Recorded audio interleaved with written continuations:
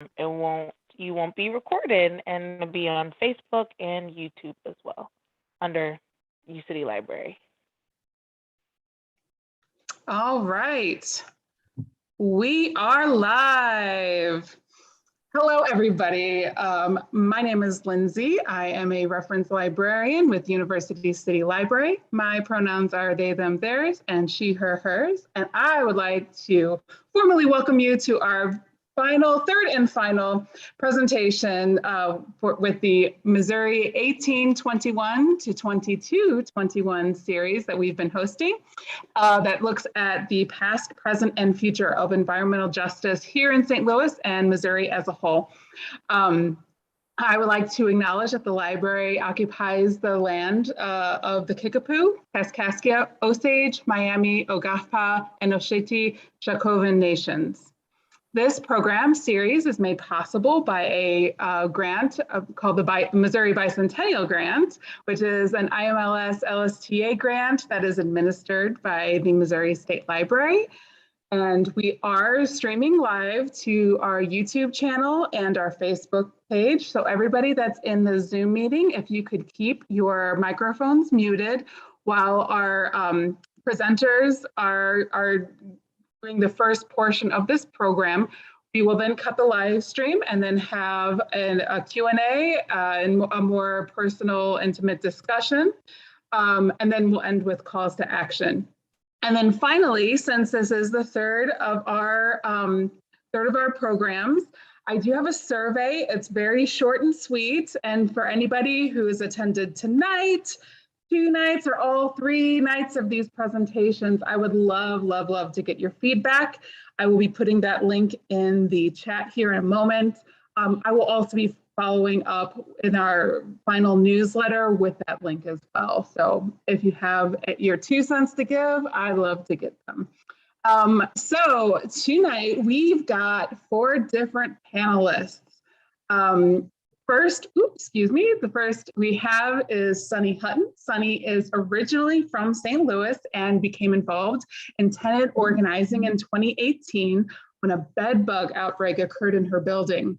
She organized with her neighbors to have a mass meeting, and they decided that no one will have to go through this again. So they adopted the Homes for All model and started Homes for All St. Louis.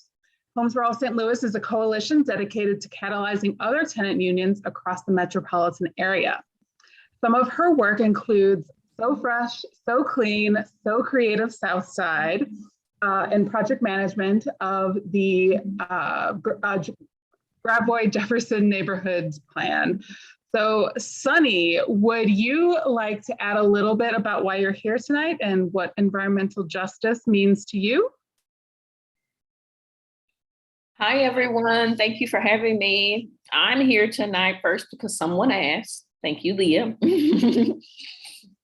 And additionally, most people may not make this connection, but there is an intersection between environmental justice issues and also housing. And I can dive a little deeper into that a bit later on, but that's really why I'm here. Excellent. Thank you, Sunny. Next, we have Amanda Tello. Amanda is an Indigenous community activist, doula, and mother. Tello's life work is intersectional with an emphasis on liberation and intentional living. Tello stresses that this life is a journey in which we make choices that allow us to be agents in our liberation. So Amanda, would you like to tell us a little bit about why you're here tonight? Yeah, I'm excited to be here with you all, and I'm just here to have this conversation, to bring an Indigenous viewpoint to this conversation about environmental justice, and just looking forward to having this conversation. Thanks, Amanda. All right, next we have Julia Ho. Julia is a solidarity economy organizer based in St. Louis with deep roots in Taiwan.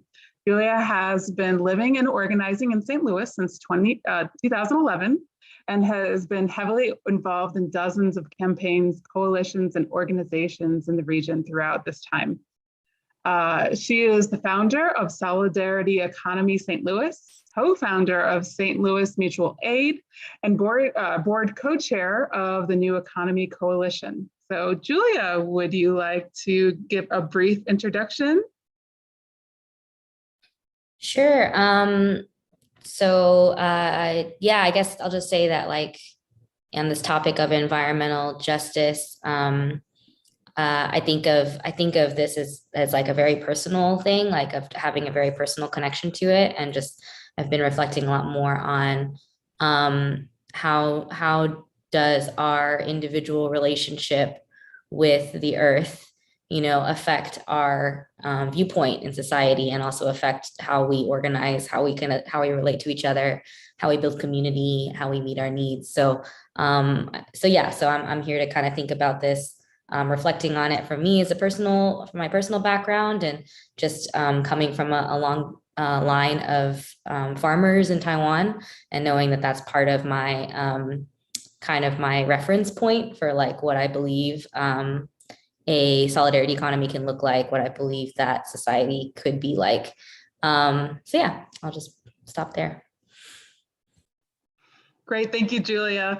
And I'm sure we'll be hearing some more here. And lastly, we have Erica R. Williams joining us. Erica is the founder and executive director of A Red Circle, a growing nonprofit organization in North County that focuses on community betterment through a racial equity lens.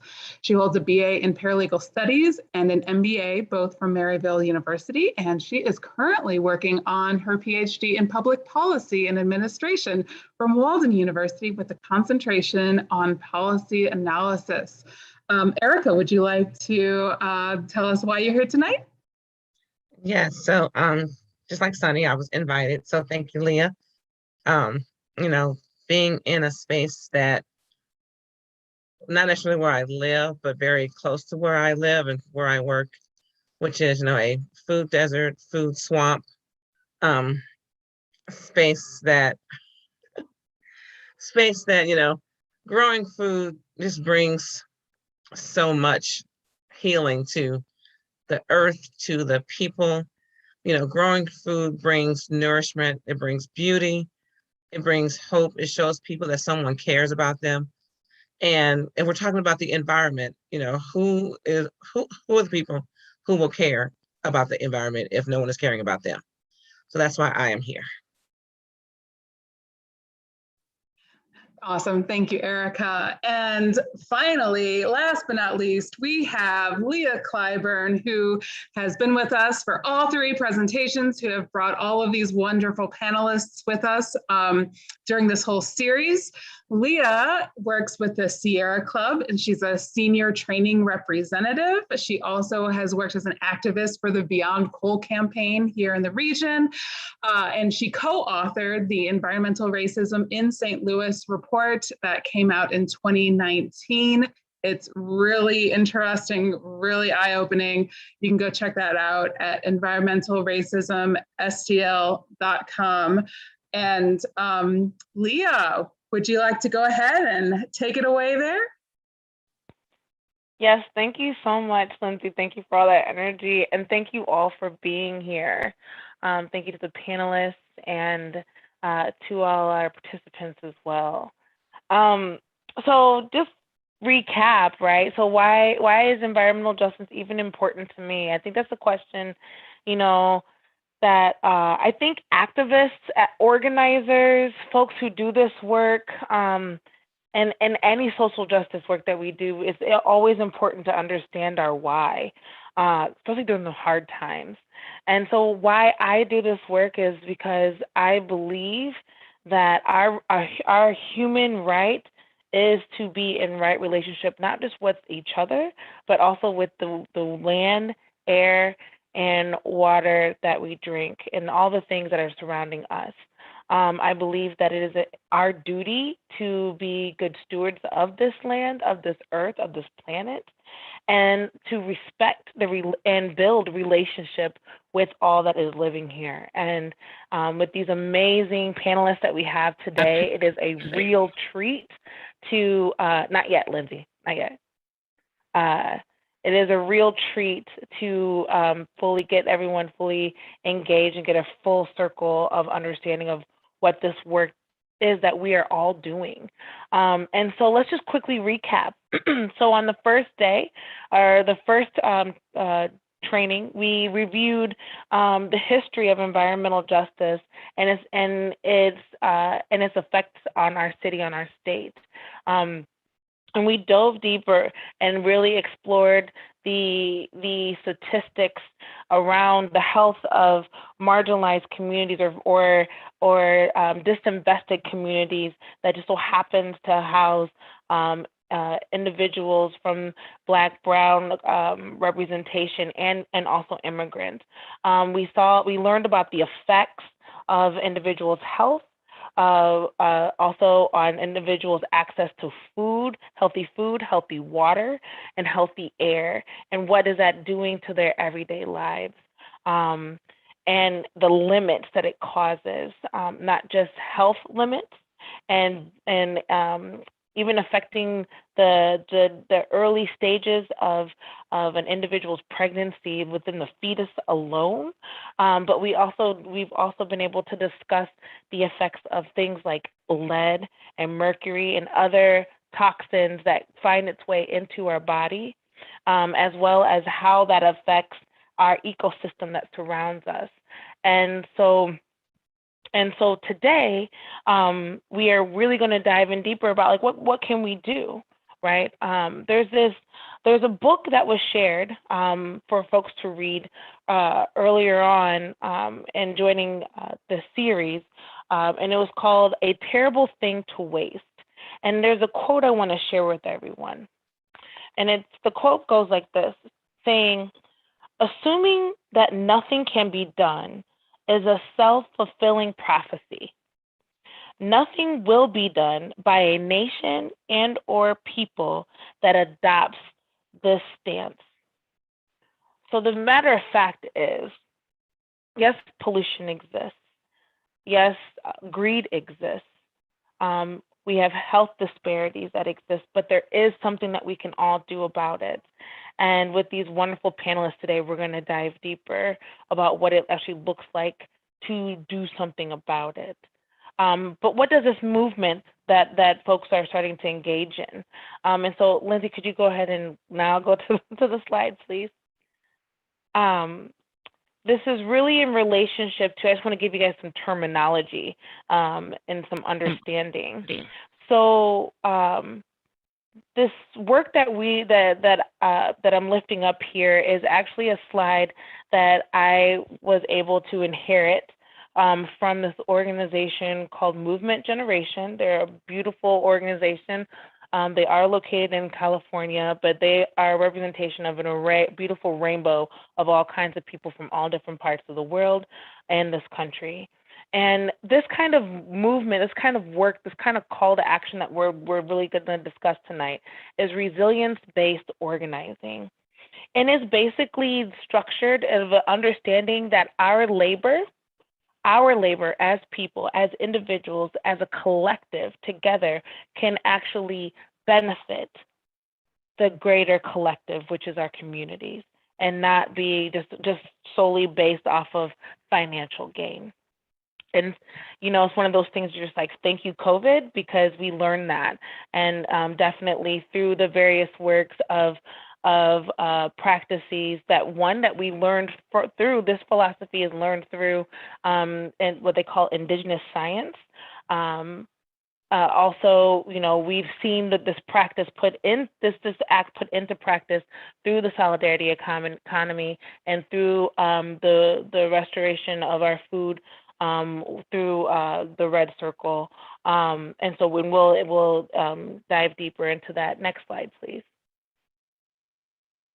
So this philosophy or this understanding is rooted on 4 clear points. And these are my favorite. So the first one is what you feed grows. And this is what we're really talking about again is if we are always fighting, then we're going to crave the desire to fight.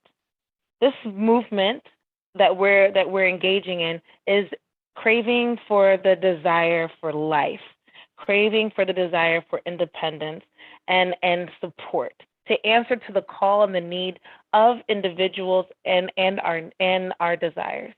And so if we feed to that, then we can't do nothing but grow. And we grow through the understanding that that our effort is our right. It is our right to exercise, to answer the questions of our needs and not necessarily not extract from, right? There we go. Yes. And another way of saying this is what our hands does is so that our heart learns. And I love that because, you know, if you talk to anybody who talks with their hands, you know, some of us from a young age, our family loves to cook, right? That's the art of love, right? And that's something you do with your hands. We are meant to create. We are meant to get our hands involved, get our hands dirty. And we hug with our hands, we give with our hands. And so this is how this resonates to me. Go ahead, next one. If it is the right thing to do, we have every right doing it. Now, this one can be a struggle for some folks because sometimes the right thing to do is not necessarily supported by our government. But this is how we exercise and show that our government, our laws that currently exist might not be the best ones that exist currently today. And so we are challenging the system that was placed upon us to actually benefit the community and not the corporations and or the system that we have all acknowledged at least to date, right? That is failing us. And if we are not prepared to govern, we are not prepared to win. It's kind of like the same idea of if you're going to remove something, you need to replace it. So always being prepared to have a plan. And there's so many different examples of how this is illustrated. But this is also when we're talking about, say, like there was a law. There was a law.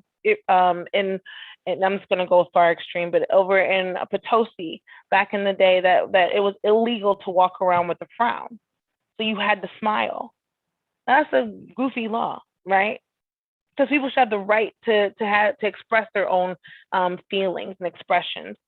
Well, if you're going to remove that law, right, even though it should be very simple and nonsensical, then that too needs to be replaced with some clear understanding and supportive of the actual existence of people being who they want to be. To something so even relatable as today, if we're talking about removing redlining from, if we're saying that we're going to remove redlining from what is it, a contract when somebody's buying a home, then we must remove that and put a stance in there that like all communities in this ward, in this district, in this city are open to all persons of representation of color, no matter what color, creed, sex, or any form of other representation is welcome into this community. And that needs to be flat out and said, right? That needs to be put into place. Next one. And if it's not soulful, it's not strategic. So everything is related to our past. So we must speak to that, whether if it is acknowledging the harms from the past of an existing area. We have to start with the truth. We have to celebrate the beauty of the ancestral nature of that thing, of that community, especially when we talk about the indigeneity experience of said land. Because it's that wisdom, it's that relationship, it's that homage that's going to give us what we need to not just do the community, do the land justice, but also to also preserve us all. And so there's a heart of the matter that exists in that. And so there's art in that. And so expression of all kinds of ways to show the value, to show connection, to show a communities, a groups, relationship, not just with each other, but it's the land that they stand on, the water that they drink, and the air that they breathe. Then and only then can we see true change that will live past our own physical existence. And you can close out from the slide. Thank you. And so with that understanding, Amanda, I'm gonna kick it off with you. You know, so often, like from the last political race with our mayoral race, where many of the mayors struggle, like the candidates really struggled with the understanding or even relationship with the indigenous community that actually does exist. Like we're still, y'all still here, we still here, right? And now with your amazing position of also working with so many funders who help support this various role, the various works that folks are doing around environmental justice, how does this philosophy, this movement relate to you, and what are your hopes into the years to come? Just let's start with little questions, Leah. So how it relates to me is just, as an Indigenous person, and it's some of like what Julia had also brought up, is that I'm really invested in my relationship, the relationship that my children have, the relationship that my family has with land. And so you brought it up as well. You're talking about the spirit, and just as a person as a whole, and our ability to be healed people in this very colonial society, being displaced from land is a huge issue. And for so many Indigenous people, we are displaced from land. So my Indigenous footprints are in Monterey in California and in Oaxaca in Mexico. And so I'm in the Midwest. And so when you talk about land displacement, it's a huge issue. I don't know exactly where I see this going per se, because it's a very individual journey for me. And it's about being able to reconnect with the land, being able to do traditional, use traditional medicines, cook in traditional ways, care for myself in postpartum. I have about 3 weeks or so until I'm due, and being able to care for myself, my body, my spirit, in these traditional ways. And all of that is rooted to earth. And it's all rooted to the fact that earth is spirit, and every aspect of it is spirit.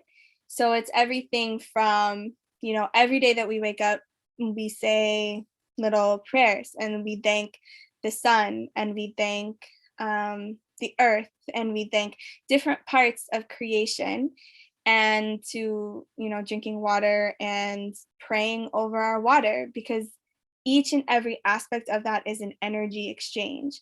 And every time that we're eating, we're exchanging energy with that being. And every time I'm cooking, I'm exchanging energy with that being. And so spirit is really fully in that.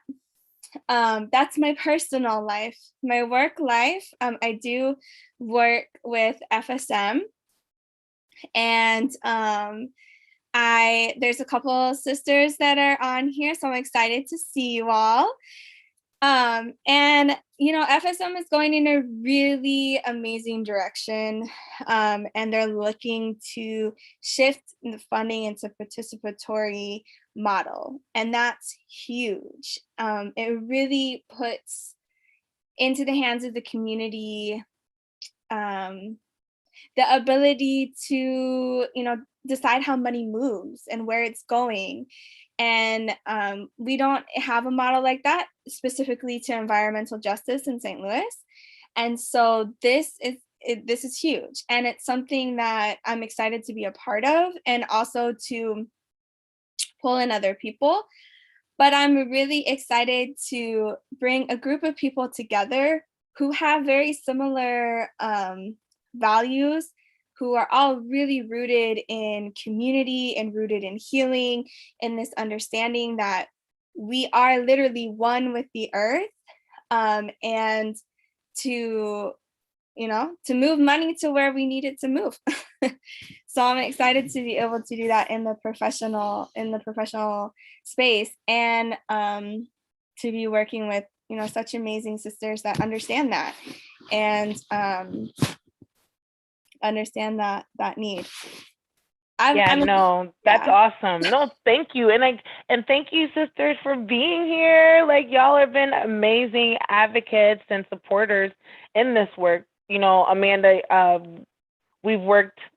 I've known you for years, and has not been easy to have that kind of support that trusts women of color. And so it is something to be said to have you heading that kind of work here in St. Louis.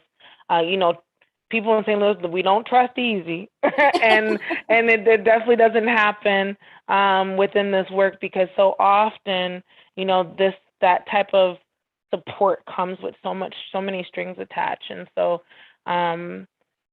it is exciting and such a privilege and an honor to see you moving in that way. And when you talk about the spirit, we really get to see, especially through environmental justice, which I love the most, is in this movement, we're not just fighting to be heard, but also people are reconnecting with spirit, with one another.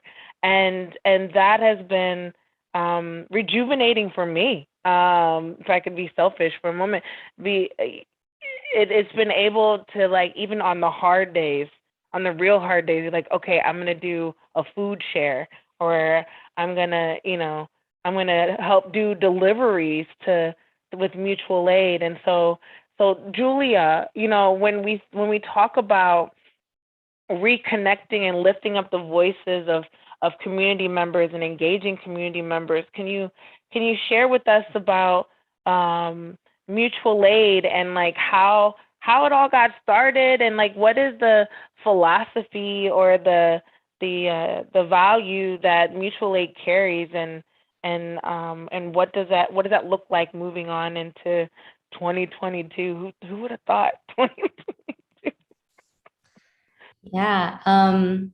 So kind of building on what Amanda was sharing, I feel like the self-determination and agency is so important. And I was speaking with a group of students earlier today, and they were talking about like how do movements grow? How does something like this, or just an idea that might be like a small project, like a food cooperative or a community garden or a housing cooperative, like how do these things kind of add up into something that can like really transform society? And what I realized from reflecting on that conversation was like, we need to get to the point as people where we don't wait for someone's permission to do things, right? Where like when we see something that we feel passionate about or that affects us as individuals or us as communities, that we have the agency, the ability, the resources, the willingness to do something and to not wait for permission. And that's really kind of part of the spirit of mutual aid, is that, people need support, people have things to offer. Why wait for the government to figure it out whenever we don't trust that, the systems that are in place are not designed to take care of any of us?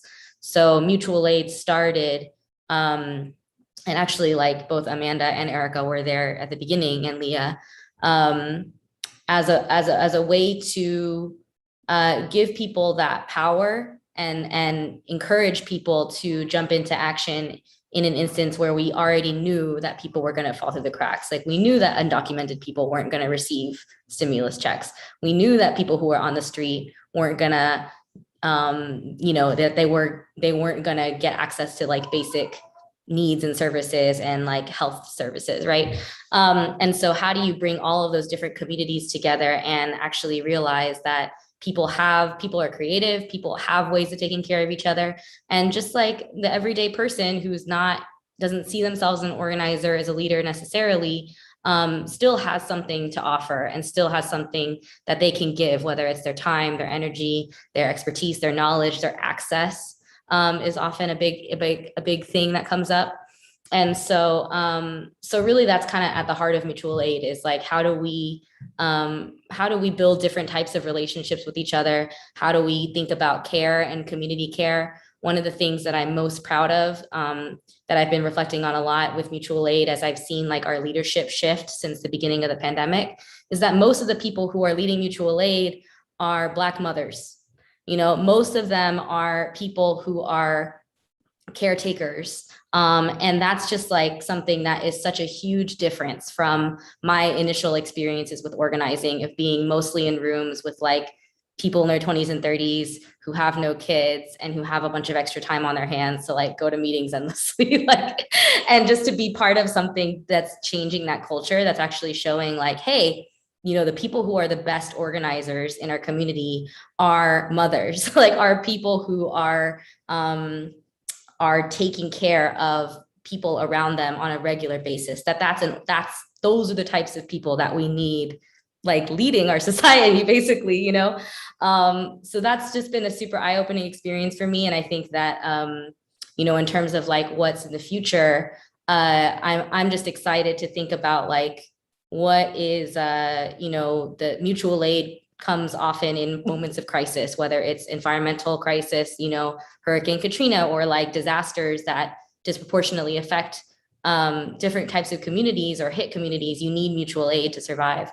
But beyond survival, you know, what is it? And this is something we're saying a lot now, is like, how do we move from surviving to thriving? Like, what does it look like to take people out of a survival moment, out of a crisis moment, and then free their mind and their time and energy to think about like, what else can you do? Like, what's next? You know, if you are meeting your basic needs, and if your basic needs are being met by your community, what other creative projects or ideas or systems or just like activities are you now able to explore as a person? And how can we do that collectively as a community, and come up with better ways of basically functioning as a society? So I think that's really kind of what my biggest hopes for mutual aid are, is that it kind of spiral, you know, into other things, into things that help to build a solidarity economy, you know, that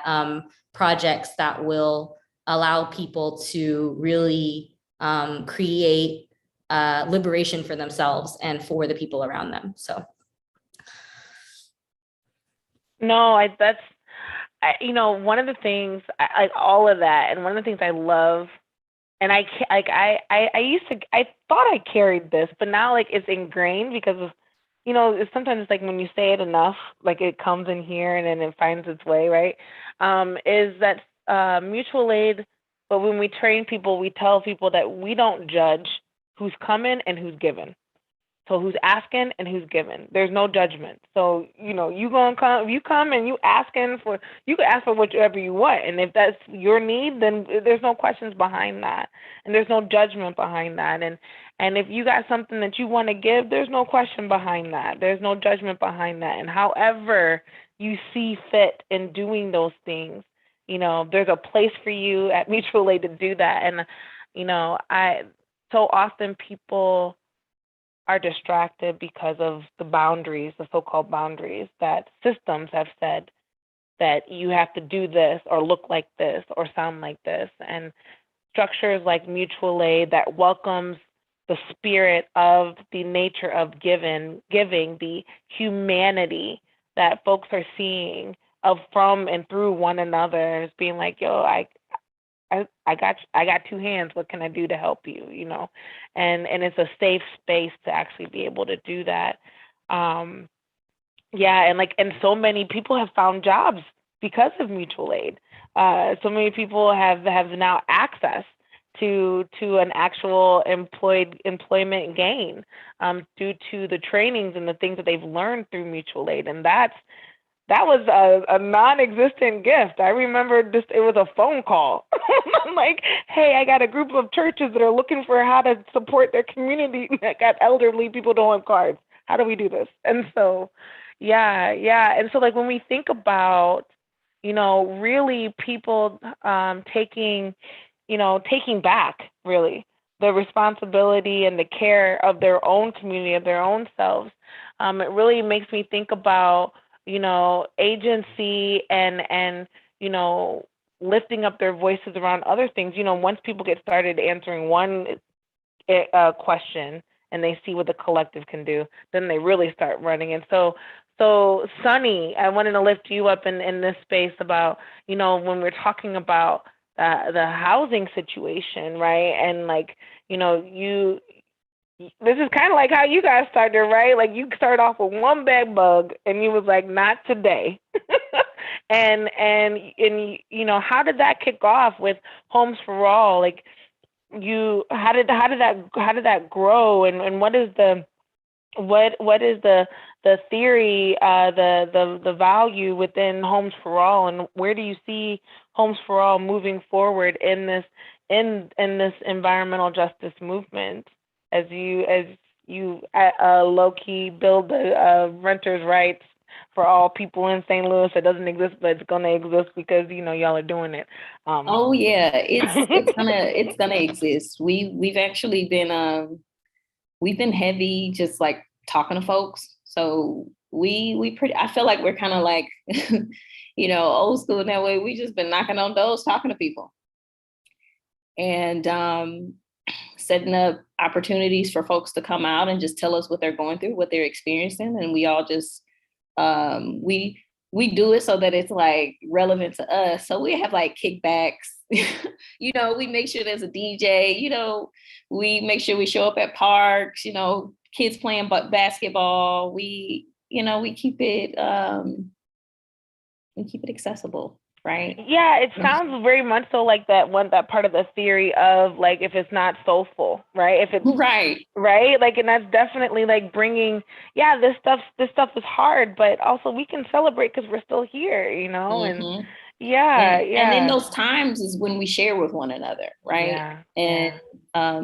We actually, when you're like, we're things are about to change for renters, and you're right, it is, because we are those conversations that we just been having with folks and showing up in those spaces. We call them listening parties. They've been shaping a tenant's bill of rights and making it real and crafting it into ordinance language, and saying and identifying like what the problems are that they're seeing, and proposing solutions on how they see it to be fixed. Because we have the answers, right? We're the ones directly going through it. We've, so for so long, I feel like urban communities have been like, there's been a division between urban communities. There has not been a connection between urban communities and like environmental issues or environmentalism, when the reality of it is that like, we're the ones severely impacted by it, right? Especially when we're thinking about like our housing, the water that comes from that housing, the lead paint, the air quality in that housing, that impacts our overall health. Like to the point where people are dealing with asthma attacks. Their children have to deal with asthma attacks. Black children are, what is it, like 10 times more likely to be hospitalized due to an asthma attack caused by pollutants and toxins in the home, right? That's right. Yeah.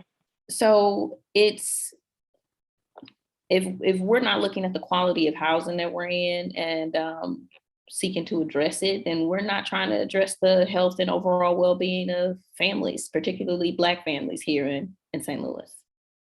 And so knowing that we want better for ourselves made us continue this. Like, we started doing mass meetings, like just and just talking, asking really basic questions, and people expounded upon it. And we started saying like, okay, what are our options? How do we address this issue that we've defined? And we said, okay, maybe we can just like move. Like, that's an option, right? We just pack our stuff and go. It ain't that easy.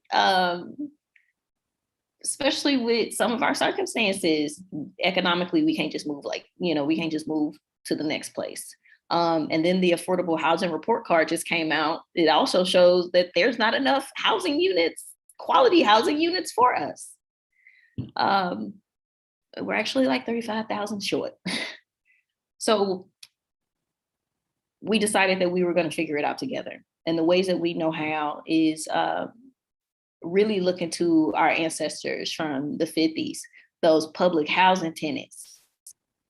That took place here in St. Louis. So we took on a similar model. Like, we're going to organize ourselves. We set the standard for the quality of life that we want. And we propose and we serve as an accountability mechanism for landlords, for property management. We deserve quality housing. And this is the standard that we're setting for ourselves. And we also want this standard for every other person as well, which is why we're pushing that tenant bill of rights together in the future. No, I love that. And that goes to that saying, which is also, I'm telling you, if you guys have not read A Terrible Thing to Waste, it's by Harriet Washington. And there's another, it's a compilation of science and data points and one of the things that they said in the report, in the book as well, they addressed the fact that, telling people that, especially Black people or people of color who are located in these sacrifice zones, right? That they are the reason why they live where they live, and if they worked harder, that they can move out of such space and place, is putting it onto the people as if it's their fault, when in all actuality, this is the fault of a faulty system. And so it is a larger system that we must address. And in addressing that system and these weak policies, we can have thriving communities across the board. So those examples that you gave, Sunny, were spot on to exactly what they said, what Washington said in that book. And then also, I also love how y'all connect with Homes for All. Y'all connect homeowners. I'm not going to let you leave without addressing that part.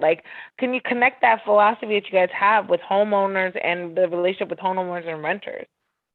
Yeah, so sometimes we see ourselves as separate, in many ways that can be the case, especially if you're a homeowner who it's all paid off. It's showing as wealth. It can seem like we're two separate people. However, as we saw during the pandemic, especially when that was coming upon us, people were at a point where they couldn't pay their mortgage, right? And so quickly, if you miss a payment, that house no longer belongs to you, right? We refer to them as bank tenants, right? Especially if you are at that type of point when it comes to your mortgage.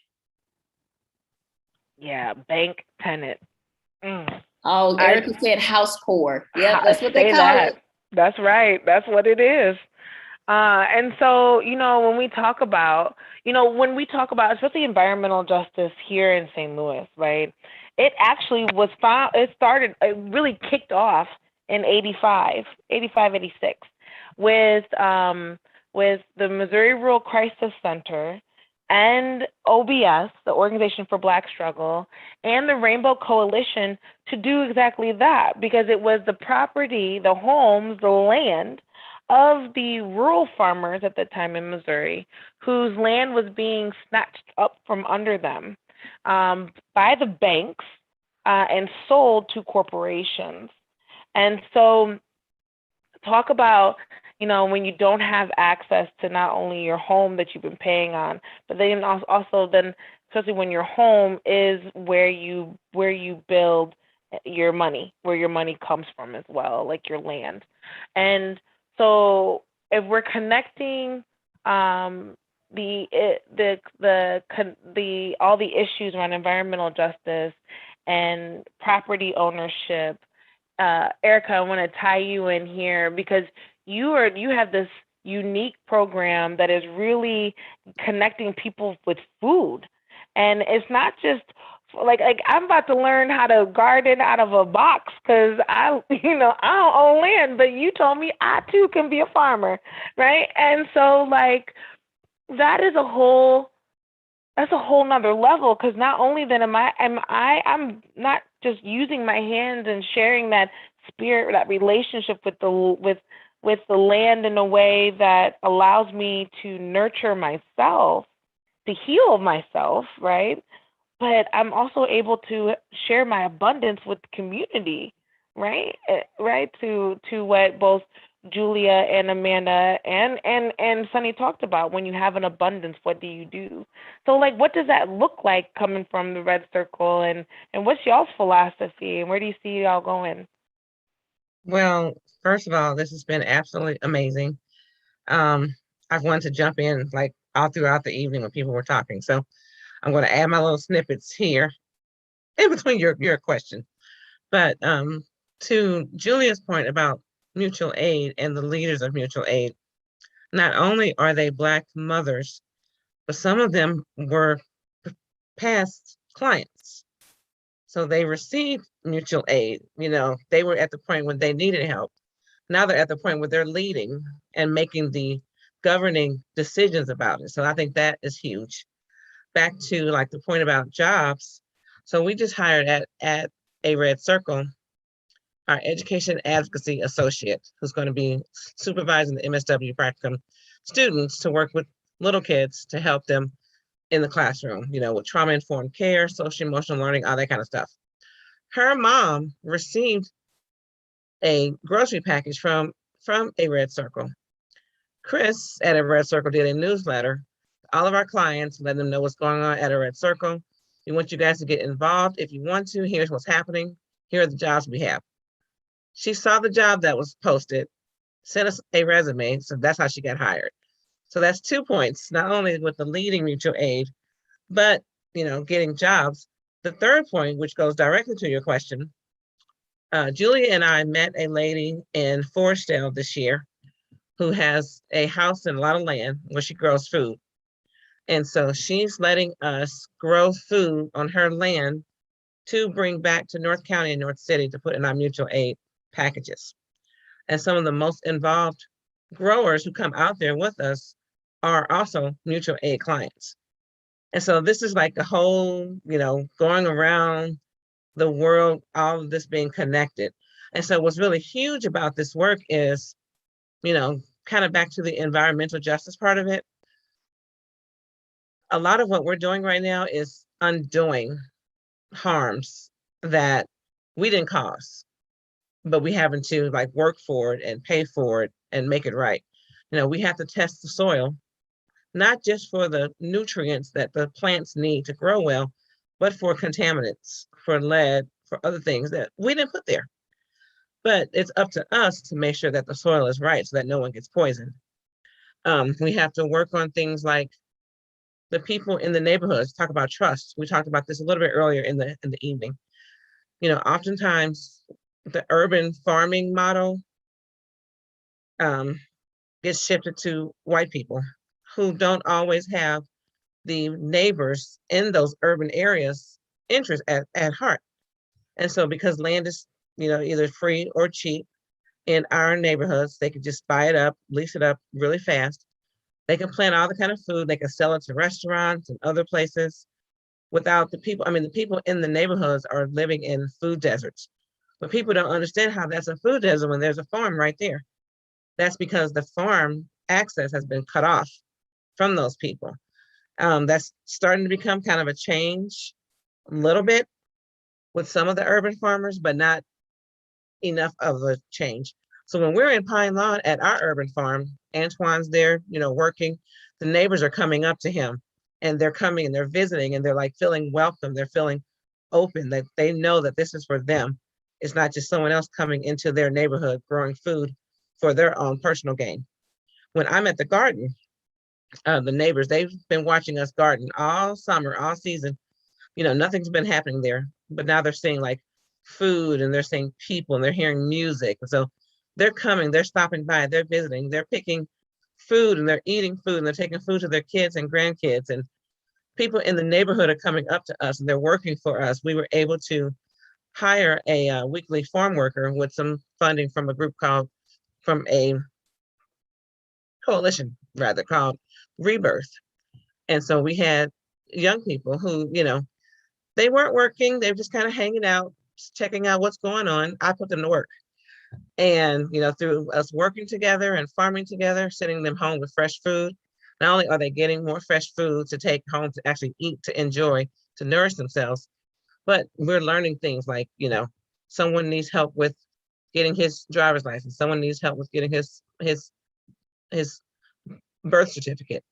Someone needs help with some clothes and getting, clothes to help work. But you don't learn these things if you're just in a room, in an office, studying stuff online, all that kind of stuff. You have to actually be out in the community, out with the people. And, I was talking to one young man, he's in his 30s, and we have a food and justice fellowship that the cutoff age, that I came up with is 26, very arbitrary, but just 26 because for the most part, 27 and up, people are kind of like ready to do that, to actually do stuff, work and all that kind of stuff. But he's in his 30s, figuring out life. And I was telling him, you can apply also. He was like, really? And I said, yeah, I'm the boss. He was like, what? Like I'm in there, working my garden bed and picking weeds, all that kind of stuff. And he didn't realize that he was working with the boss. So, just having that taking down those barriers, sharing the bounty, having people in the neighborhood see us as real people who care about them has been huge with establishing trust, knowing that we are here, not for any kind of ill will, not just to come collect data and give you a $25 Visa gift card, but to actually see your soul, your spirit, your body be healed by the good food that comes from God's bounty. I love all of that. And this is why when Lindsay asked me if I would do this, I was like, can I invite my people? Right. Cause each one of you, I've had the honor and the blessing to be able to serve with you in the community and to be served by you. And each one, I've seen the community actually talk to y'all like that, like, hey, and that's when you know that you're doing something well, when people know your name, and all throughout in our own respective place and space, each one of you hold those relationships, and people know that if your names are tied into it, that there's something trusting there. Right, because that spirit is there that Amanda was talking about earlier, that connects us all to this relationship, to this earth, right? That we give back, and in that allows us to give to the larger. And so, especially that part where you said to the like what you were defining, like when you said the food and the music. I remember at that home we had food, music, and laughter and animals and there was all kinds of, but everybody wore masks, but it was so enriching to just be in that space with one another. And then the abundance and the shared knowledge from all different representation of all different kinds of people who were just there to do one thing together. And that's beautiful. And then now the food is used in the distribution with mutual aid to homes and families. I mean, this really does come full circle, and it is that spirit. Some people call it, agape. Some people call it the source. But whatever it is, it's uniting us back together. It's allowing us to be what we are intended to be, and that's one with the earth and one with one another. And so, Lindsay, I will hand it over. Before we hand it over to Lindsay for the Q&A portion of tonight, y'all, I would like to ask you, so what is the call to action for our participants and those in Facebook, on Facebook and YouTube? What would be your call to action? And Julia, I'll start with you. Just get involved, get involved in something. It doesn't have to necessarily be any of the projects we mentioned. I did send information to Lindsay about ways to get involved in mutual aid. So, like Leah kind of brought up, there's like, you can drive, you can garden, you could make phone calls, you could fundraise, you could donate. There's just like mutual aid in particular is designed to allow literally anyone to do pretty much anything in service of their community. And I think that's what's so beautiful about it is it's at the end of the day, it's up to you. You know what I mean? Like there are things that we need support with, but also we want to give space for people to come to us with your ideas. We want to know what you think and we want to know what it is that you're excited about. What do you bring to the community? So you literally anything.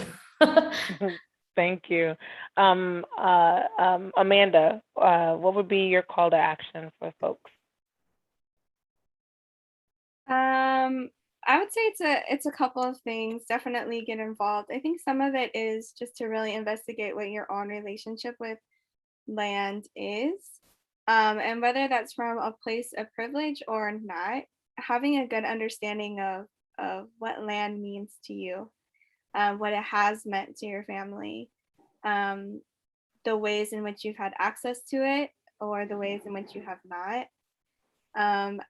I personally am one for that kind of deep personal level of homework that I think everyone should do. So I also would just encourage everyone to check out those books. There's a lot of documentaries on environmental injustice to really kind of start to get a good broad picture of what exactly is happening in the world. Just from, my own experiences and family having to migrate because of environmental issues. It's just really important to me that people understand what's going on and really do that deep relational work on themselves. Yeah, no, that's right. You got to start with yourself first so you can get very clear about what you're about to engage in and your why. Thank you. And then Sunny, what would be your call to action? I think my call to action, probably a little bit of it is just like resources. And I know I shared this with Lindsay. So if you are a renter and facing eviction, you can give us a call at 314-252-8356. That's 252-8356. We have a renter's hotline. So we have been able to defend people from being evicted, whether that means standing with them at the home, or whether it means just like educating them on what their rights are and how to go navigating that legal process. So we support in that. Also, we have a rental assistance clinic coming up. Lindsay will be able to share that information. We're trying to keep people in their homes. Okay. It's getting cold. It's gonna be cold this year. It's gonna be cold. That's right. Yeah. And another call to action would be to we're always looking for canvassers to come out and knock doors. You're really meant for canvassing if you really care about people, right? And because most of canvassing is just listening, right? So if you really want to build some community and be a part of kind of weaving that social fabric back together, then canvassing is something you'd be interested in. There was an ask, is it city and county or just city only? It's city and county. It's region wide, baby. I know that's right, because that's where it's all happening. Because it's everywhere. It's happening everywhere. Everywhere. And I think the only one is Giving Tuesday is coming up. And I don't know if other folks on the call are doing Giving Tuesday. Erica, you got plans to do Giving Tuesday? Julia? Exactly. Make a commitment to us on Giving Tuesday. You're going to be doing all this shopping for the holidays. You should spend your money with us. Okay. And we also have it where you can spend your time with us because we're actually canvassing on Giving Tuesday. And you can contribute to us in those ways. Thank you so much. Hey, we organize people and we organize money. So that's always necessary. Put your money where your values lie. And Erica, definitely. What say you? What is your call to action? Let's see. Yes, I was off mute. So a red circle is also participating in Giving Tuesday. We're also growing our board. And so if anyone wants to join a board of directors, I want to say the link is on our About Us staff and board page. So you can fill out that application and then just, really immerse yourself in these wonderful books that Leah and Lindsay have been putting up, on the presentation in the chat. We actually have a racial equity book club on Facebook. If you're still, if you're on Facebook, you can join. It's just a public group. We haven't been able to discuss books in person because of COVID, but we're hoping in 2022 to get back into that because I think reading books, learning about, the different things, you might think things, but then when you read something, you're like, oh my gosh, really? It kind of helps you open your eyes to the real ways that race has really impacted people. Sometimes racism is that abstract term that, I'm not mean to Black people, I don't dislike Black people, but it's really more than that. It's really about, the economic harm that policies and systems have caused to Black families. I mean, things as simple as FHA lending, to, soldiers coming back from war in the 50s. Not everyone realized that the GI Bill really wasn't intended for Black soldiers and they couldn't buy homes and those types of things. And so that's how the, amassment of wealth began. I mean, when you realize, how far ahead white families got from Black families, then you begin to put the things together about neighborhood compositions in the schools. And a lot of people don't realize, how school districts are funded through property taxes. And then you look at, okay, so there's this many houses in this neighborhood that are worth this much and this many in this neighborhood. How are these high need schools supposed to get what they need if they're strictly relying on property taxes? Things like, redlining, that's a term that not everyone has heard of. We use it because we are in this space, but if you're not in this kind of movement, social justice space, you don't really know about these terms. So read, study things, follow each other's social media pages, subscribe to the newsletters on all of the groups here. Just really immerse yourself in learning how you can, be more well-informed, more well-rounded, and that'll help you also talking with your family and friends and colleagues about these issues.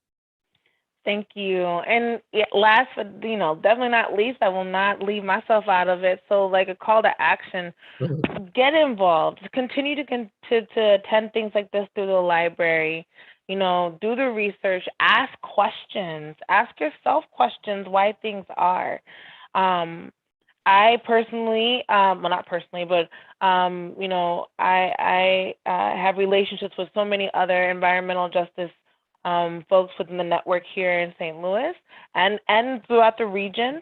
And I will continue to provide training around restorative-based organizing and assisting with any and all who want to, address an issue.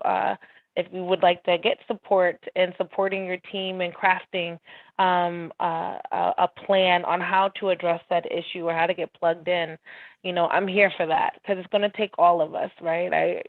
Folks here probably heard me, my friends here have probably heard me say before that, we didn't start this and we're not going to be the ones who finish it. So it's going to take all hands on deck. And we can have a good time doing it too, because it's that spirit that we exchange together when we are working together to address an issue or a cause that is affecting us all. So with that, I thank you all. And Lindsay, I'm going to pass it back to you. All right, thank you all. Let's see here. I'm going to go ahead and stop the stream.